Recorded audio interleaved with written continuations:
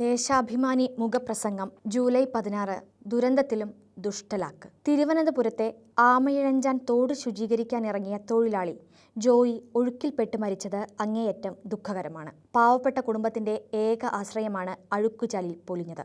രക്ഷാപ്രവർത്തനം ഏറെ ദുഷ്കരമായ തോട്ടിൽ 3-ാം ദിവസമാണ് നഗരസഭാ തൊഴിലാളികൾ മൃതദേഹം കണ്ടെത്തിയത്.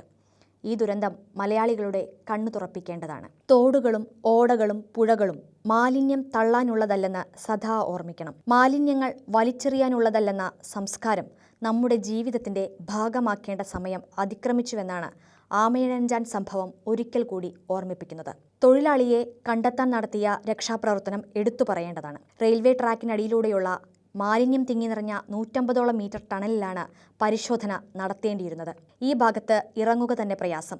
എന്നാൽ അതിനെയെല്ലാം തൃണവൽഗണിച്ച് അഗ്നിരക്ഷാസേനയും സ്കൂബ ഡൈവിംഗ് സംഘവും അതിസാഹസികമായി ടണലിനുള്ളിലേക്ക് ഇറങ്ങി. 4 മീറ്റർ ആഴവും 7 മീറ്റർ വീതിയുമുണ്ടെന്ന് അവകാശപ്പെടുന്ന ടണലിന് ഉള്ളിലേക്ക് ആർക്കും കടക്കാൻ പറ്റാത്ത അവസ്ഥയാണെന്ന് സ്കൂബ ഡൈവേഴ്സ് പറയുന്നു. ഓക്സിജൻ സിലിണ്ടറുമായി ഉള്ളിലോട്ട് പോകാനോ കുറച്ചു ദൂരം പോയാൽ തിരിച്ചു വരാനോ പറ്റാത്ത അവസ്ഥയാണ്. വർഷങ്ങളായി മാലിന്യം അടിഞ്ഞുകൂടി ടണലിന്റെ ഉൾഭാഗം കല്ല് പോലെയാണെന്നാണ് ഇറങ്ങിയവർ പറയുന്നത്.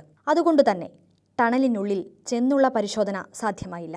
ക്യാമറ ഘടിപ്പിച്ച റോബോട്ടുകളുടെ സഹായത്തോടെയും വെള്ളം ശക്തമായി പമ്പു ചെയ്തും മാലിന്യം പുറത്തേക്ക് ഒഴുക്കാൻ ശ്രമിച്ചെങ്കിലും വിജയിച്ചില്ല. ആമയിഴഞ്ചാൻ ദുരന്തത്തിന് ആരാണ് ഉത്തരവാദിയെന്ന ചർച്ചയും ഇപ്പോൾ പൊതുസമൂഹത്തിൽ നടക്കുന്നുണ്ട്. തിരുവനന്തപുരം കോർപ്പറേഷനെയും സംസ്ഥാന സർക്കാരിനെയും പ്രതിക്കൂട്ടിലാക്കാനുള്ള കൊണ്ടുപിടിച്ച ശ്രമം ഒരു വിഭാഗം മാധ്യമങ്ങളും വലതുപക്ഷ രാഷ്ട്രീയക്കാരും തുടങ്ങി. സംസ്ഥാനത്ത് നടപ്പാക്കുന്ന മാലിന്യ നിർമ്മാർജ്ജന പദ്ധതിയെ അടച്ചാക്ഷേപിക്കാനും ഹരിതകർമ്മസേനയെ ഇകഴ്ത്തിക്കാണിക്കാനും ചിലർ അത്യുത്സാഹം കാണിക്കുന്നുണ്ട്. ദുരന്തമുണ്ടായതിനെ അവസരമാക്കി സർക്കാരിനെയും കോർപ്പറേഷനെയും ആക്രമിച്ചില്ലാതാക്കി കളയാമെന്നാണ് ചിലരുടെ ചിന്ത. യഥാർത്ഥത്തിൽ എവിടെയാണ് അപകടമുണ്ടായത്? ആരാണ് തൊഴിലാളികളെ ജോലിക്ക് നിയോഗിച്ചത്? ഈ 2 ചോദ്യത്തിന്റെയും ഉത്തരത്തിലുണ്ട് ദുരന്തത്തിന് ഉത്തരവാദി ആരെന്ന്. വെള്ളയമ്പലം ഒബ്സർവേറ്ററി ഹില്ലിൽ നിന്ന് തുടങ്ങി തമ്പാനൂർ വഴി ആക്കുളം കായലിൽ ചേരുന്ന 12 കിലോമീറ്ററാണ് ഈ തോട്. ഇതിൽ 6.8 കിലോമീറ്ററാണ് കോർപ്പറേഷന്റെ പരിധിയിൽപ്പെടുന്നത്. 1931 തിരുവനന്തപുരം റെയിൽവേ സ്റ്റേഷൻ ഉണ്ടാക്കുമ്പോഴും ഈ തോടുണ്ട്. തോടിന്റെ സ്വാഭാവിക ഒഴുക്കിന് തടസ്സമുണ്ടാക്കേണ്ട എന്ന ധാരണയിൽ തോടിന് മുകളിലൂടെയാണ് പാളങ്ങൾ നിർമ്മിച്ചത്. 150ഓളം മീറ്റർ തോട് 93 വർഷമായി റെയിൽവേയുടെ അധീനതയിലാണെന്ന് ചുരുക്കം. ഈ ഭാഗത്ത് സംസ്ഥാന സർക്കാരിനോ കോർപ്പറേഷനോ മറ്റെന്തെങ്കിലും ഏജൻസിക്കോ പ്രവേശനമില്ല. മറ്റാരെങ്കിലും കയറിയാൽ അതിക്രമിച്ചു കയറിയെന്ന് പറഞ്ഞ് കേസ് കൊടുക്കും. 2018 തോട് വൃത്തിയാക്കാൻ കോർപ്പറേഷൻ ശ്രമിച്ചപ്പോൾ VK പ്രശാന്തിനെതിരെ കേസ് കൊടുത്ത അനുഭവവും നമുക്ക് മുന്നിലുണ്ട്. തിരുവനന്തപുരത്ത് എന്നല്ല ഒരു സ്ഥലത്തും റെയിൽവേയുടെ സ്ഥലത്ത് പണികളെടുക്കാൻ ആരെയും അനുവദിക്കില്ല. ഇവിടെ ശുചീകരിക്കണമെന്ന് മെയ് മാസത്തിൽ തന്നെ കോർപ്പറേഷൻ റെയിൽവേ ഡിവിഷണൽ മാനേജരോട് ആവശ്യപ്പെട്ടതാണ്. നടപടി ഉണ്ടായില്ല. ജൂണിൽ വീണ്ടും ആവശ്യപ്പെട്ടു. എന്നിട്ടും അനങ്ങിയില്ല. 3-ാം വട്ടം ആവശ്യപ്പെട്ടപ്പോൾ ശനിയാഴ്ച 4 തൊഴിലാളികളെ റെയിൽവേ പൊതുമരാമത്ത് വിഭാഗം നിയോഗിക്കുകയായിരുന്നു. സ്വകാര്യ ഏജൻസിക്ക് കരാർ കൊടുത്തതാണെന്ന് പറയുന്നു. എന്നാൽ ആർക്കാണ് കരാർ കൊടുത്തതെന്ന് വ്യക്തമല്ല. എന്തായാലും സുരക്ഷാ സംവിധാനമൊന്നും ഇല്ലാതെ മാലിന്യം നിറഞ്ഞ തോട്ടിലേക്ക് തൊഴിലാളികളെ ഇറക്കിയ റെയിൽവേയാണ് കുറ്റക്കാർ.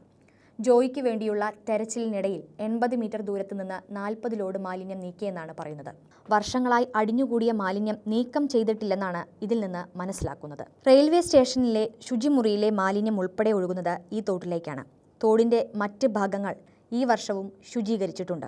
റെയിൽവേയുടെ പൂർണ്ണ അധികാരത്തിലുള്ള സ്ഥലത്ത് അവർ നിയോഗിച്ച തൊഴിലാളിക്കുണ്ടായ അപകടത്തിന് പൂർണ്ണ ഉത്തരവാദിത്തം അവർക്കാണ്. എന്നാൽ അപകടമുണ്ടായപ്പോൾ രക്ഷാപ്രവർത്തനത്തിന് നഗരസഭയോ സർക്കാരോ ഒട്ടും വിമുഖത കാണിച്ചില്ല.